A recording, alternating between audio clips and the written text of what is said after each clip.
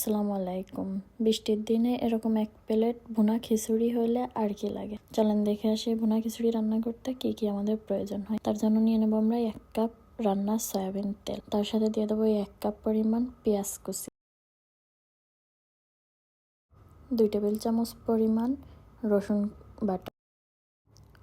পেঁয়াজ আর রসুনটা দেওয়া শেষ হয়ে গেলে এটাকে হালকা ব্রাউন কালার করে একটু ভেজে নেব।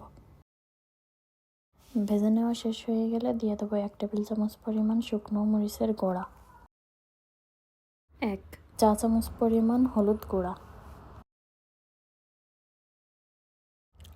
লবণ 1 চা চামচ পরিমাণ, জিরা গুঁড়া 1 টেবিল চামচ পরিমাণ।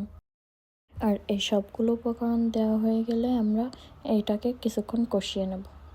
2 থেকে 3 মিনিট পর্যন্ত আমরা কষিয়ে নেব, যতক্ষণ না পর্যন্ত তেলটা উপরে ভেসে আসে।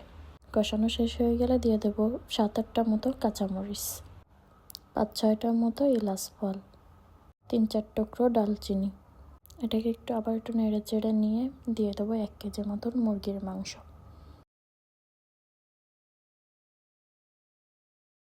মুরগির মাংসটা দেওয়া হয়ে গেলে কষিয়ে নেব 4-5 মিনিট মতন। তারপরে ঢাকনাতে ঢেকে অপেক্ষা করব পুরোপুরি রান্না হয়ে যাওয়া আগ পর্যন্ত।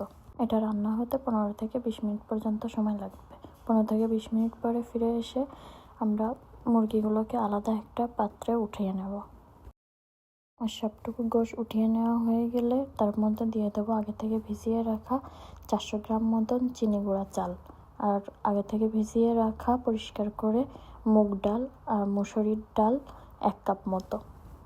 আর এই সবগুলোকে একসাথে কিছুক্ষণ ভেজে নেব। তারপর দিয়ে দেব 800 গ্রাম মতন পানি। 400 গ্রাম চালের জন্য অবশ্যই 800 গ্রাম মতন পানি দিতে হবে। পানিটা দেওয়া হয়ে গেলে চারিপাশের চালগুলোকে সব মিশিয়ে দিতে হবে পানির সাথে।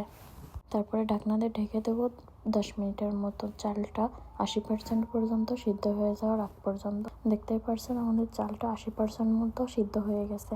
এই পর্যায়ে আগে থেকে উঠিয়ে রাখা মুরগিগুলো ওর ভিতরে দিয়ে দেব।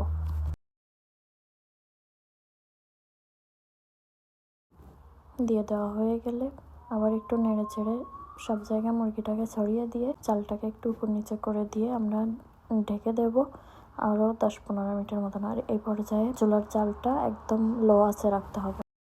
10-15 মিনিট পরে ঢাকনাটা খুলে দেখব আর একটু নাড়াচাড়া করে দেব। দেখেন আমাদের রান্নাটা 10-15 মিনিটের ভিতরে একদম কমপ্লিট হয়ে গেছে।